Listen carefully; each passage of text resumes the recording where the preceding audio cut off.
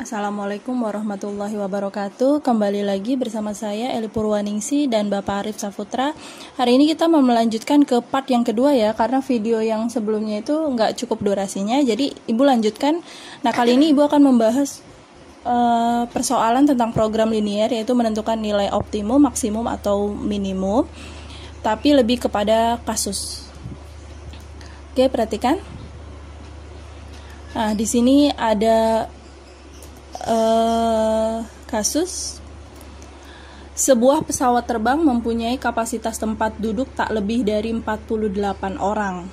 Setiap penumpang kelas utama, nah di sini ada kelas utama, dapat membawa bagasi seberat 60 kg dan kelas ekonomi 20 kg. Berarti ada dua kelas nih ya. Yang pertama kelas ekonomi dan kelas utama. Nah, kita tulis di sini misalnya kelas utama itu adalah X.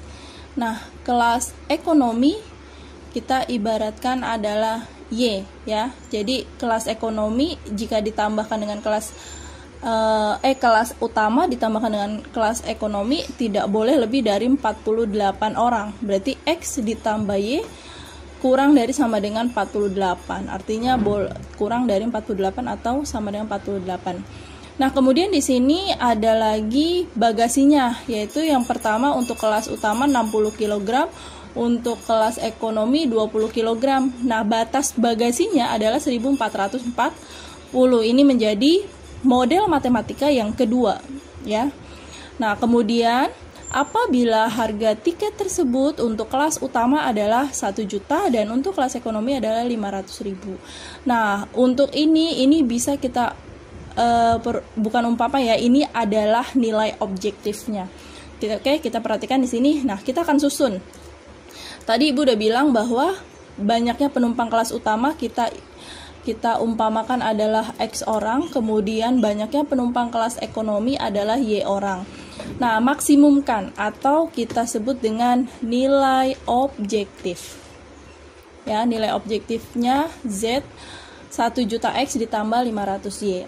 Nah, maka syarat daya tampungnya adalah X plus Y kurang dari sama dengan 48 dan 60X ya. 60 ini untuk utama, Y-nya itu untuk ekonomi, ada kurang dari 1440.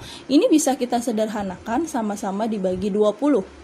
Ya, 3X 60 bagi 20 3X ditambah Y kurang dari sama dengan 72. Oke. Nah, lihat ini tadi udah kita buat ya. Di sini sudah kita buat model matematikanya. Sekarang langkah yang kedua adalah menentukan daerah penyelesaiannya. Yuk kita buat daerah penyelesaiannya. Nah, kita akan buat dua kotak di sini ya. Kotak yang pertama ya, X dan Y. Tadi pertidaksamaan yang pertama X plus Y kurang dari sama dengan, nah kita tulis di sini sama dengan 48.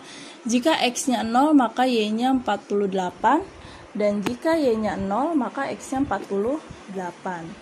Nah, sekarang pertidaksamaan yang kedua adalah 3X plus Y kurang dari sama dengan, atau kita tulis di sini 72. Maka kita akan membuat kotaknya seperti ini ya. Maaf ya, tulisannya bagus. Oke. X dan Y. Jika X-nya 0, nah ini 0 nih, berarti Y-nya nilainya adalah 72. Sekarang kalau Y-nya kita ganti nilainya 0, maka 3 kali berapa nih biar 72? 24 ya, atau 72 dibagi 3. Nah, kita mau mencari daerah penyelesaian, kita masukkan ya. Kita lihat titik di pojoknya, kita gambar di sini ya. Kemudian kita tarik lagi. Ya. Persamaan yang pertama adalah 48 sama 48. Kita anggap aja di sini 48, di sini 48. Kita tarik garisnya.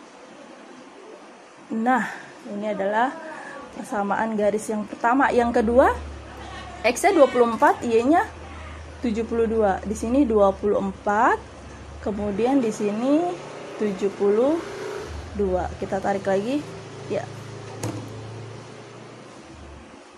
Nah, Kita lihat di sini ada pertidaksamaannya kurang dari sama dengan, di sini juga kurang dari sama dengan. Karena nilai X-nya positif, berarti semua ada di kiri garis ya.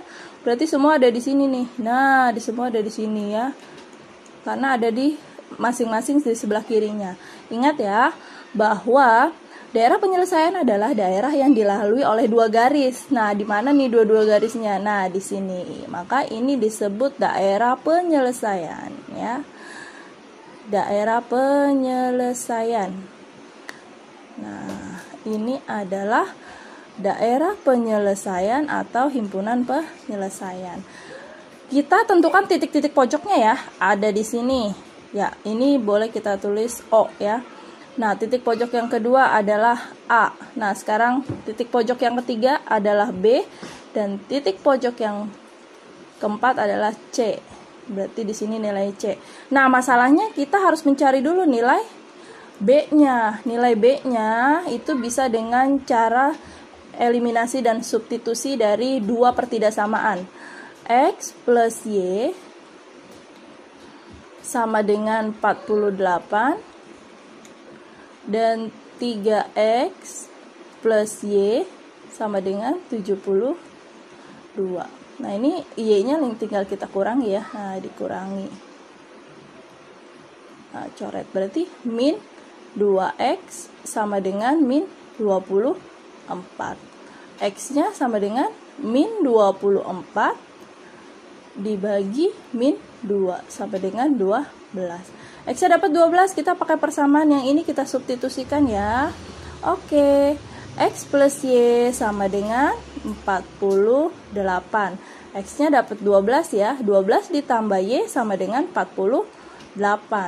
Berarti Y sama dengan 48 dikurangi 12 sama dengan 36. Oke, berarti titik B kita dapatkan X-nya adalah 12 dan Y-nya 36. Sekarang kita lihat berarti titik-titik pojoknya ada di O, A, B, dan C. Di mana O adalah 0,0 ya. A-nya adalah 24,0. Nah, B-nya adalah 12,36 dan C-nya adalah 0,48. Oke, paham ya? Nah, setelah kalian udah dapat titik-titik pojok ini, maka nilai X dan Y-nya masukkan ke fungsi objektifnya. Ya, tadi fungsi objektifnya, nah ini kita input ke Z. Yaitu 1 juta X gitu ya. Plus 500.000 Y. Masukkan. Kita lihat yuk di sini. Nah, perhatikan. Tadi nilai A, B, C, dan nya sudah kita masukkan ke sini ya. Nah, maka kita tinggal input.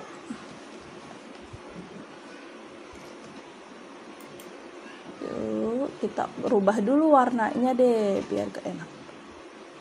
Nah, sekarang ini sudah kita input ya, tadi ya 0. Nah, ini X-nya 0.